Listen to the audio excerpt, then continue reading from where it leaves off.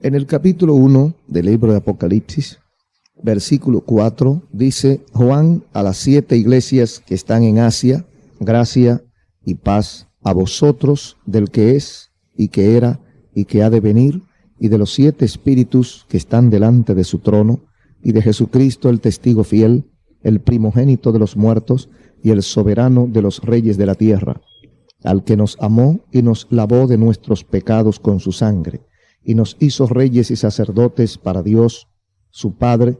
A él sea gloria e imperio por los siglos de los siglos.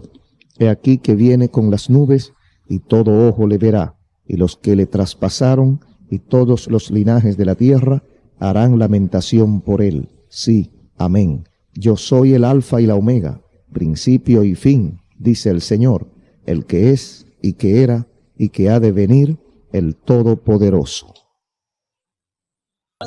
Continuamos hablando del mismo capítulo primero de este maravilloso libro de Apocalipsis, último de la Biblia, cierre. Este es el broche de la Biblia, el último libro de los 66 libros inspirados que tiene el glorioso libro de la Biblia.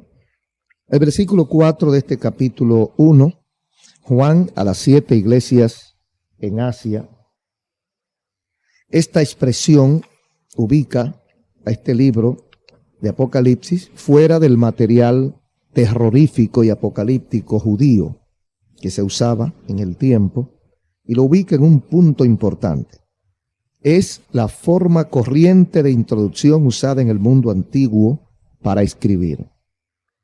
Esto arraiga firmemente a este libro en la historia y comprueba que no es un libro aparecido o inventado por cualquiera de los evangélicos que luego vino o que luego surgió en esta tierra. Las 7 iglesias eran 7 congregaciones existentes, no utópicas, no futuras. No era un sueño de Juan el hecho de mencionar 7 iglesias, no. Eran 7 iglesias que estaban funcionando, los nombres están. Eran 7 iglesias que estaban funcionando, y la vamos a ver más adelante en el capítulo 2, los nombres y ubicación, y hasta el pastor en muchos casos, o el anciano de estas iglesias. Eran 7 congregaciones o iglesia, ya que iglesia es congregación. Cuando decimos iglesia, no estamos diciendo templo. El templo es la casa donde se aloja la iglesia. La iglesia es la reunión de los creyentes. Entonces, estas son 7 congregaciones concretas, históricas, en la provincia romana de Asia. ¿Por qué fueron solo 7 las iglesias elegidas para ser receptoras del Apocalipsis?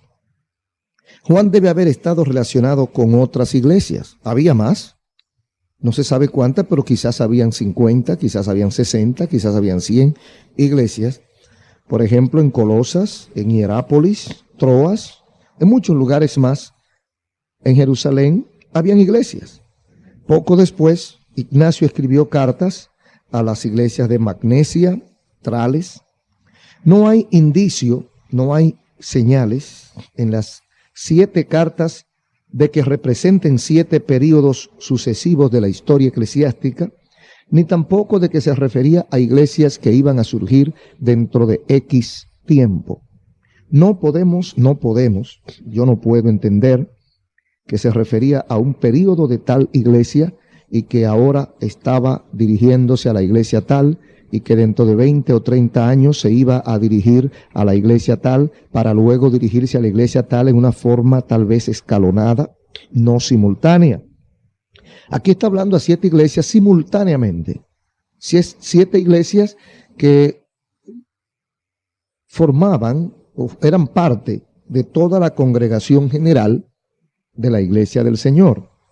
Ahora, una de las respuestas a por qué a 7 iglesias, una respuesta que yo tendría, puede haber otra, usted puede tener otra, hay libros que le pueden dar tal vez otra que yo no conozca, pero una respuesta es, número 1, 7 es el número perfecto en la Biblia y es usado en innumerables ocasiones, especialmente en Apocalipsis. Da la idea de perfección, de totalidad. al escoger el Señor 7 iglesias, está cogiendo como hacen las encuestas, como hacen los estudiosos de mercadología, y escoge una muestra convincente, una muestra real de lo que es la iglesia del Señor. Coge 7 grupos. De los tantos que había, el Señor escoge 7 grupos para tomar la muestra de la iglesia. A partir de ahí el Señor da un total, un 100% a estas 7 iglesias y calcula como que ahí está todo representado, y realmente así era. No eran iguales, las 7 no eran iguales. Cada una tenía un problema diferente y cada una tenía una bendición distinta. Es decir, que en estos 7 modelos, así podemos llamarla, 7 muestras, 7 ejemplos, 7 congregaciones, estaban todas las muestras necesarias para el Señor dar los mensajes que tenía que dar. Ahí, en esas 7 iglesias, usted puede encontrar la suya, indiscutiblemente. No importa cuál usted pertenezca, en esas 7 iglesias está la suya. Usted escudriña esas 7 iglesias que vamos a estudiar más adelante y usted va a encontrar que una era muy fría, otra era demasiado caliente, otra era tibia, una trabajaba mucho, otra no trabajaba nada, una confiaba tanto en el Señor que no se movía y otra no tenía fe. Una tenía amor, muchísimo amor, que ni votando se acababa ese amor que tenía, y había otra que no tenía amor, que lo había perdido. Es decir, había una que era humilde, tan humilde que no tenía dónde sentarse, pero había otra que tenía oro, tenía lujo y tenía colirio para los ojos. Había todos los tipos, habido en el tiempo y por haber en el futuro, de iglesias. Entonces, al Señor, como en la forma que el Señor se dirige a cada iglesia, se está dirigiendo a todas las iglesias en todo el tiempo hasta su venida.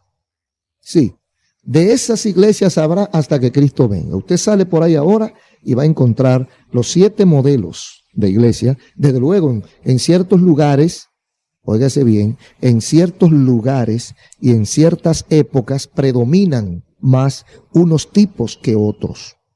Entonces, eso ha llevado a mucha gente a decir que se refiere a 7 períodos históricos de la iglesia del Señor. Porque en cada época, en cada período de la historia, ha sobresalido más un tipo de iglesia que otro. Pero esto no necesariamente quiere decir que en cada periodo predomine un solo tipo o que haya un solo tipo.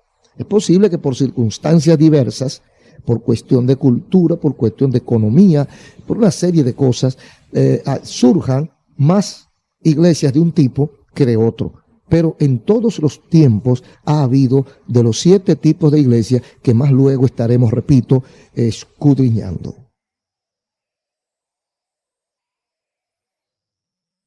Seguimos por aquí con ustedes en este libro de Apocalipsis, en nuestra charla bíblica, esperando que el Espíritu Santo nos ayude a dar y a recibir.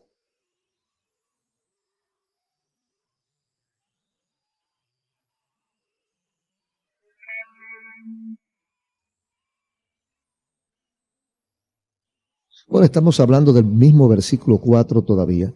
La segunda parte dice, gracia y paz a vosotros, del que es y que era y que ha de venir, y de los espíritus que están delante de su trono. Versículo 4, capítulo 1 de Apocalipsis.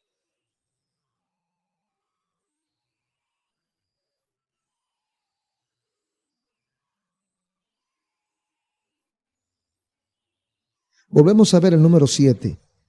7 periodo, un 7 que significa mucho en la palabra de Dios. Eso es uno de los números favoritos de Juan y parece tener el simbolismo de plenitud con el cual estaba bien identificado, de modo que pudiera ser una representación de la iglesia en su totalidad. 7 no es un número sagrado, pero es un número muy simbólico. El anticristo tenía 7 cabezas y 7 diademas. El significado aquí es de diversidad dentro de una unidad básica. Del que es una frase imposible de traducir. era una forma idiomática en nuestro lenguaje moderno, es una alusión a la forma griega del Éxodo en el capítulo 3, versículo 14, y la frase completa denota la eternidad de Dios que también actúa en la escena o en el final de la escena de la historia humana. El que es, el que era y el que ha de venir indica eternidad. Más adelante, de los 7 espíritus significa, volvemos al 7, significa la plenitud, el poder del Espíritu Santo en toda su plenitud. Algo referente lo podemos encontrar en el 3:1 y en el 4:5 de Apocalipsis. Algunos han visto aquí una referencia a seres angelicales, pero dado que la frase procedente o la frase que precede se refiere a Dios el Padre y la siguiente a Dios el Hijo, es seguro que Juan incluyó una referencia a Dios, el Espíritu Santo, incluyendo así a todas las personas de la Trinidad o de la divinidad. Lo de Trinidad es un nombre puesto por nosotros los hombres. Ponemos lo trino porque son 3 personas en una acción. Entonces llamamos Trinidad. La Biblia no menciona la palabra Trinidad. En otros lugares el Nuevo Testamento habla del Espíritu Santo en su pluralidad de funciones. La fuente de la idea parece ser Zacarías capítulo 4, donde el profeta describe un candelero con 7 lámparas, que son los ojos del Señor, que alcanzan a toda la tierra. El significado de la visión era: no con ejército ni con fuerza, sino con mi espíritu, ha dicho Jehová de los ejércitos. Zacarías capítulo 4 y versículo 6.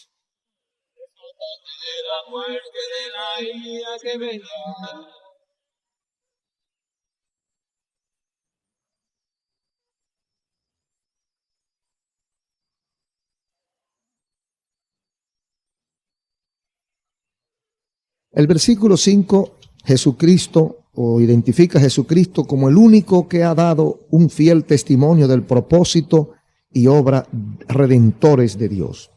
Es el primogénito de los muertos. La palabra primogénito puede ser una referencia al simple hecho de que Jesús fue el primero en resucitar de los muertos y como tal los primeros frutos de la resurrección.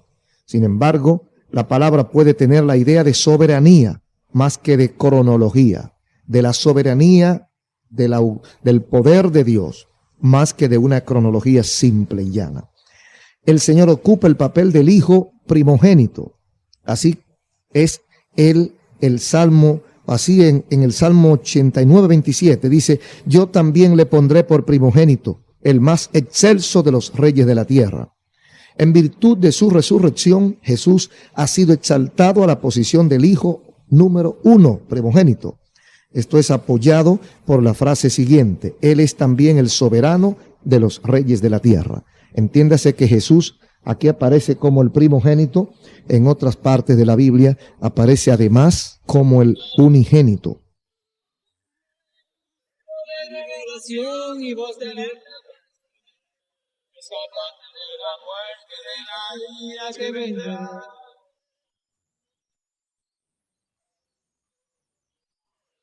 Antes que el tiempo se nos vaya a terminar, vamos a avanzar porque queremos dejar con ustedes los versículos 6 y 7 de este capítulo 1. El versículo 6 nos habla de reyes, o sea, nos hizo reyes y sacerdotes para Dios. La relación con el Cordero Pascual es aclarada en este versículo. En la Pascua Dios comisionó a Israel para ser un reino de sacerdotes y gente santa. La pregunta que esto levanta es si la iglesia es llamada reino porque es un pueblo bajo un rey o porque cumple una función real. Esto parece ser resuelto en el Apocalipsis 5:10. Cristo ha hecho a los hombres, a nosotros, reyes y sacerdotes, y reinaremos sobre la tierra. El pueblo de Dios constituye un reino, no solo porque son gente sobre la cual Dios gobierna, sino también porque han de participar en el reino mesiánico de Cristo. He aquí las referencias más claras del Nuevo Testamento, donde la iglesia es llamada reino, sin proveer adecuado apoyo exegético para identificar a la iglesia con el reino de Dios. Los creyentes son un reino porque cumplen la función de reyes junto con un rey mesiánico, Jesús. Él ha prometido a sus discípulos compartir con ellos su gobierno. Los creyentes también somos sacerdotes. Esto no significa que la iglesia sirve como un mediador entre Dios y el resto de la humanidad.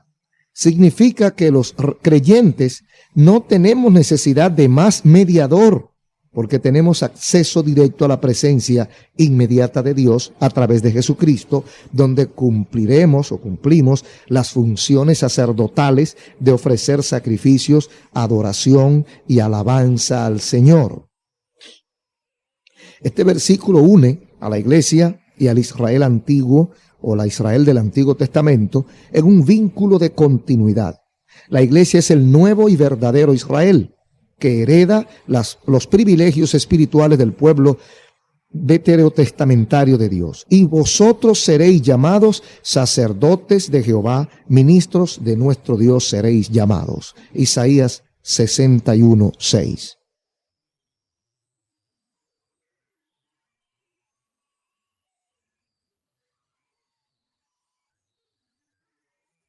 El versículo 7,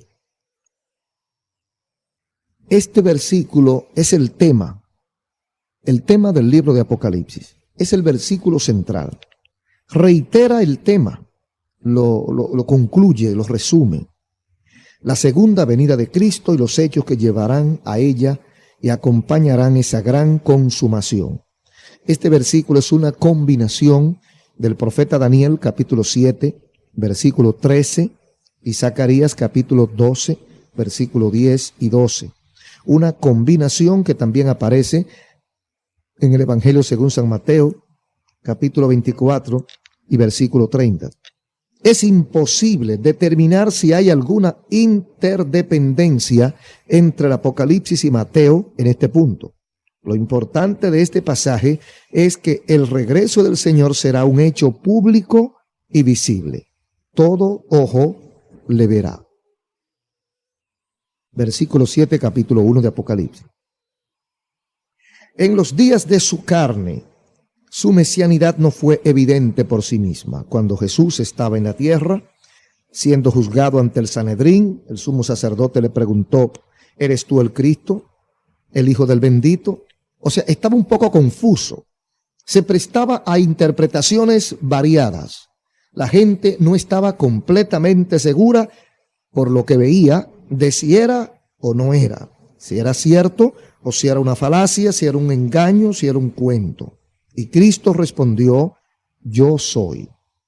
Y veréis al Hijo del Hombre sentado a la diestra del poder de Dios y viniendo en las nubes del cielo. Su respuesta de hecho fue, hoy puedes desafiar mi ministerio mesiánico, hoy te puedes burlar de mí, pero llegará el día. El versículo 5, Jesucristo, o identifica a Jesucristo como el único que ha dado un fiel testimonio del propósito y obra redentores de Dios. Es el primogénito de los muertos. La palabra primogénito puede ser una referencia al simple hecho de que Jesús fue el primero en resucitar de los muertos y como tal los primeros frutos de la resurrección. Sin embargo, la palabra puede tener la idea de soberanía más que de cronología, de la soberanía del poder de Dios más que de una cronología simple y llana. El Señor ocupa el papel del Hijo primogénito. Así es el Salmo. Así en el Salmo 89, 27 dice, yo también le pondré por primogénito, el más excelso de los reyes de la tierra. En virtud de su resurrección, Jesús ha sido exaltado a la posición del Hijo número 1, primogénito. Esto es apoyado por la frase siguiente, Él es también el soberano de los reyes de la tierra. Entiéndase que Jesús aquí aparece como el primogénito. En otras partes de la Biblia aparece además como el unigénito. Libro de revelación mi voz de alerta para este mundo. Escápate de la muerte, de la ira que vendrá.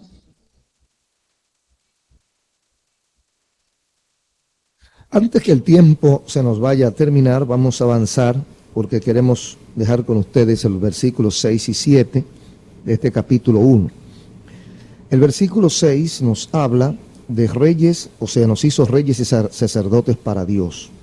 La relación con el Cordero Pascual es aclarada en este versículo. En la Pascua Dios comisionó a Israel para ser un reino de sacerdotes y gente santa. La pregunta que esto levanta es si la iglesia es llamada reino porque es un pueblo bajo un rey o porque cumple una función real. Esto parece ser resuelto en el Apocalipsis 5:10. Cristo ha hecho a los hombres, a nosotros, reyes y sacerdotes, y reinaremos sobre la tierra. El pueblo de Dios constituye un reino, no solo porque son gente sobre la cual Dios gobierna, sino también porque han de participar en el reino mesiánico de Cristo. He aquí las referencias más claras del Nuevo Testamento, donde la iglesia es llamada reino, sin proveer adecuado apoyo exegético para identificar a la iglesia con el reino de Dios. Los creyentes son un reino porque cumplen la función de reyes junto con un rey mesiánico, Jesús. Él ha prometido a sus discípulos compartir con ellos su gobierno. Los creyentes también somos sacerdotes. Esto no significa que la iglesia sirve como un mediador entre Dios y el resto de la humanidad. Significa que los creyentes no tenemos necesidad de más mediador, porque tenemos acceso directo a la presencia inmediata de Dios a través de Jesucristo, donde cumplimos las funciones sacerdotales de ofrecer sacrificios, adoración y alabanza al Señor. Este versículo une a la iglesia y al Israel antiguo, o la Israel del Antiguo Testamento, en un vínculo de continuidad. La iglesia es el nuevo y verdadero Israel, que hereda los privilegios espirituales del pueblo veterotestamentario de Dios. Y vosotros seréis llamados sacerdotes de Jehová, ministros de nuestro Dios seréis llamados. Isaías 61:6.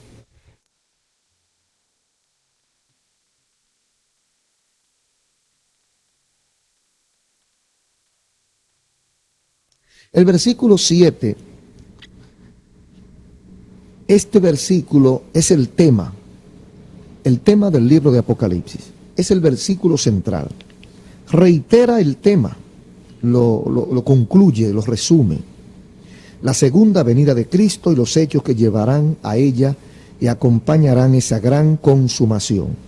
Este versículo es una combinación del profeta Daniel, capítulo 7, versículo 13, y Zacarías capítulo 12, versículo 10 y 12.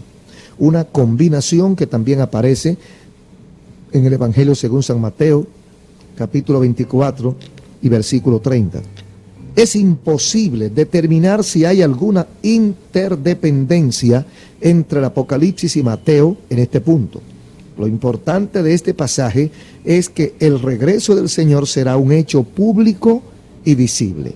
Todo ojo le verá. Versículo 7, capítulo 1 de Apocalipsis.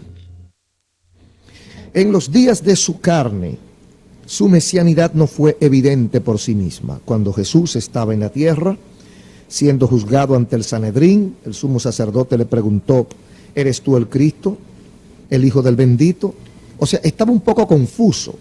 Se prestaba a interpretaciones variadas.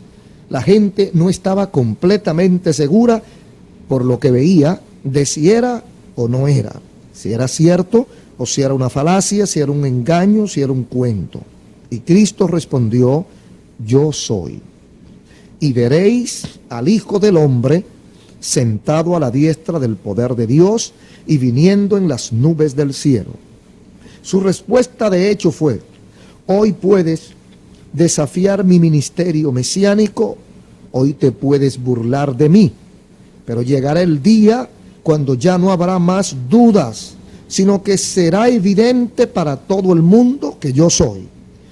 Es ocioso especular cómo ocurrirá este hecho y cómo será posible que Jesús sea visible para todo el mundo al mismo tiempo. Lo que este pasaje significa es que el señorío que le pertenece, significa el señorío que tiene Jesús, ha tenido y tendrá, y que luego será manifiesto. Ahora es solo reconocido por los creyentes en el momento en que habla y confesado solo por la fe. Llegará a ser inescapablemente evidente para todo el mundo la realidad del Cristo que viene. Es interesante notar que este hecho no es descrito en ninguna parte en los términos de este versículo de Apocalipsis. El regreso de Cristo es retratado en el capítulo 19, donde viene cabalgando en un caballo blanco para derribar a los enemigos de Dios. Me imagino yo que en los primeros siglos de la existencia humana, o del cristianismo, mejor dicho, en los primeros siglos, estoy seguro que los hermanos no entendían de ninguna, ni por asomo, la posibilidad de esto cumplirse. Todo ojo le verá. He aquí que viene con las nubes, todo ojo le verá. Eso no se podía de ninguna forma. Sin embargo, hoy tenemos una muestra que podrá ser perfeccionada y podrá ser aumentada. Por ejemplo, tenemos el caso de la televisión vía satélite. Cualquier cosa que pase en el mundo, nosotros podemos verla al instante, en el momento mismo en que está ocurriendo, se puede ver en cualquier parte del mundo, a todo color, en vivo, a través de la televisión vía satélite. Esto es una muestra, ¿verdad? Yo sé que esto es solamente un pequeño detalle de lo que va a ocurrir. Cuando el Señor dice todo ojo le verá, podríamos, partiendo de lo que conocemos, podríamos decir que solamente utilizando el sistema de televisión vía satélite ya se puede cumplir perfectamente lo que dice ahí. Ahora yo creo que esto se va a perfeccionar.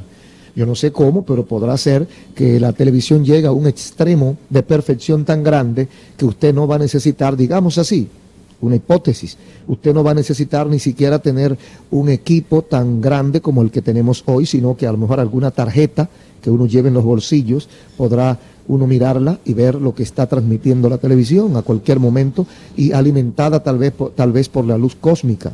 O tal vez se verá una tarjeta al estilo Viper. Estoy yo profetizando aquí, ¿verdad? Un juego de palabras. Tal vez alguna tarjeta tipo Viper que le da señales, y usted la tiene en el bolsillo y no la está mirando, pero ahí mismo le da señales para que la saque y la mire. Y usted al sentir la corrientita o el toquecito, usted la sacará y observará la imagen. Todo esto puede ser, a la velocidad que va la ciencia, todo esto puede llegar más y más allá. Ahora, lo que se va a cumplir es lo que está escrito. Viene en las nubes. Y no solamente que Cristo viene en las nubes de los cielos, viene, es importantísimo, pero importante también es que todo ojo lo verá. No habrá escapatoria, no habrá inocencia, todo el mundo lo verá. Y aquí dice todo el mundo es muertos y vivos, todo ojo le verá. Y sigue diciendo, los que le traspasaron también lo van a ver, los que se burlaron de él también lo van a ver.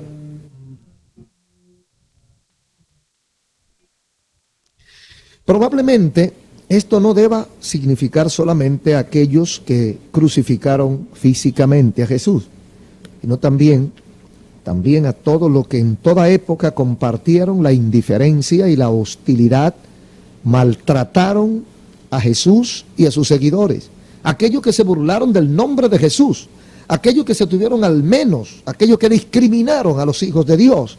Todas estas personas se incluyen dentro de los que traspasaron al Hijo de Dios. Bendito sea el nombre del Señor.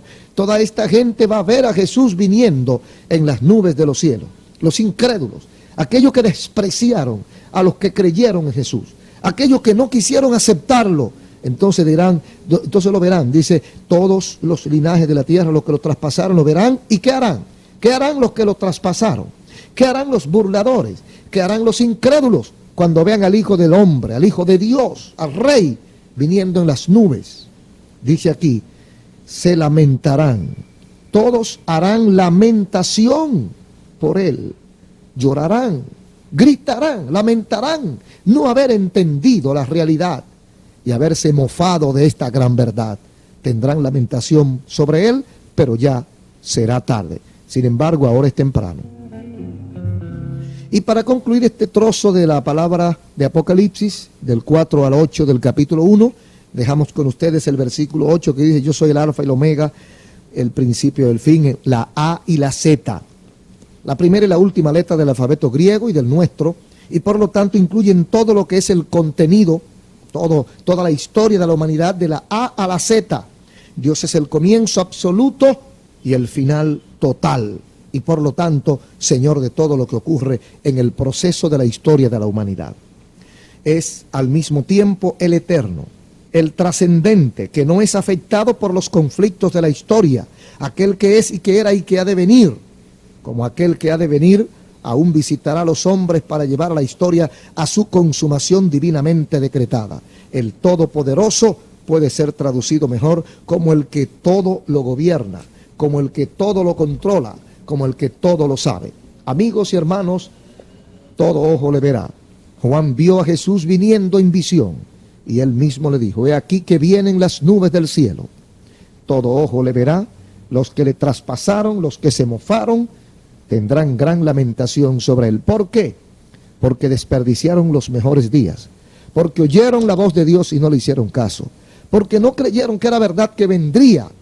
Pero Cristo viene, amigos y hermanos, Cristo viene, y hay de aquellos que no quieran entenderlo. Estando Juan llevando las buenas nuevas de salvación, en la isla de Patmos el Dios del cielo se reveló. El ángel encargado de revelar lo que pasaría, le dijo que escribiera lo que la voz de Dios le decía. Como con voz de trompeta oyó una voz que decía: escribe a las 7 iglesias, incluyendo la de Esmirna. Dile que todas las cosas que dice esta profecía, seguro que ya están cumpliéndose cada día. Apocalipsis, Apocalipsis. Amigos y hermanos, esta es la segunda charla bíblica acerca de Apocalipsis, y hemos estado hablando en el capítulo 1, versículos 4 al 8. Es bueno hacer la salvedad de que estas charlas originalmente fueron presentadas a través de la radio en el año, a partir del mes de septiembre del año 1989. Yo estoy sorprendido al escucharla porque hay cosas que parecieron o fueron profecías, y realmente ahora mismo la estamos mirando en pleno siglo XXI. Gracias a Dios. Dios le bendiga, y en la próxima pues nos encontraremos con la continuación de nuestras charlas bíblicas. A su hermano Ezequiel Molina Rosario.